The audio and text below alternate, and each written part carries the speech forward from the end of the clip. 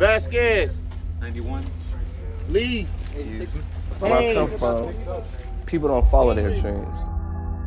When I was like 17, 18 years old, I made my mind up that I'm finna die in these streets. Prison, certain communities, vulnerability is seen as a weakness. People tend to look where you're vulnerable at and take advantage of it.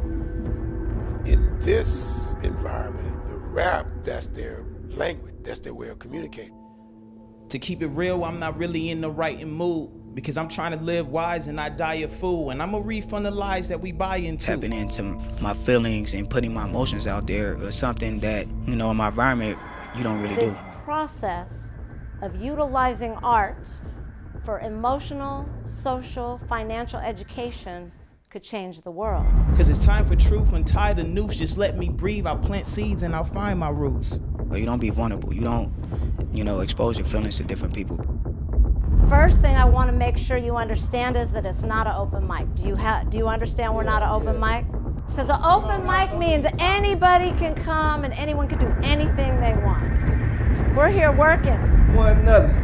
Stop judging and get to know one another. Even though it's my circumstance, I could actually be a positive for someone that's following me. Can't afford to turn a blind eye, it's war. You represent an entire culture and community. Even though it's your art that speaks the loudest, if your art isn't conveying anything, we're wasting our time. When I first got to San Quentin, I heard about this program and that she was the first producer of Tupac.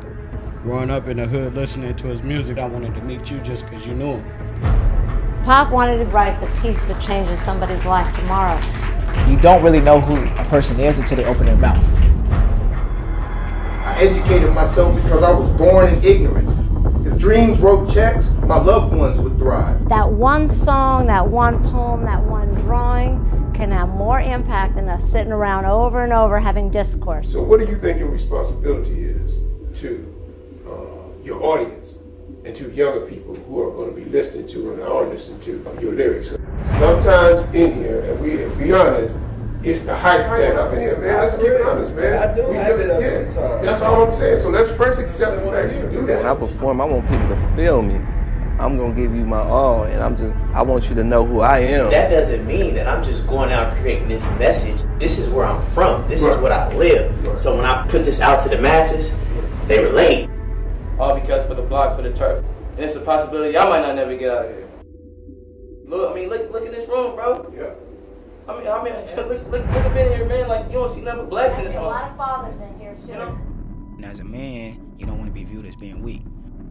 So you tend to hold back of who you really is. But through mic sessions, you strip all that down. And you actually tap into who you really is. I always said after I worked with Tupac, and I worked with a lot of artists, the world loves him. Why? Because we relate to his pain, his trauma, and his ability to tell the truth about it. Understanding that you guys have influence, you have to be mindful of what comes out of your mouth. And at least get some understanding of the words you're using, understand the context with it, and don't try to say, oh, it don't mean nothing, because it do mean something. We don't have to spend 10, 15, 20 years in a cage to understand the consequence of one's behavior. When you're rapping, you're able to hear what you're saying.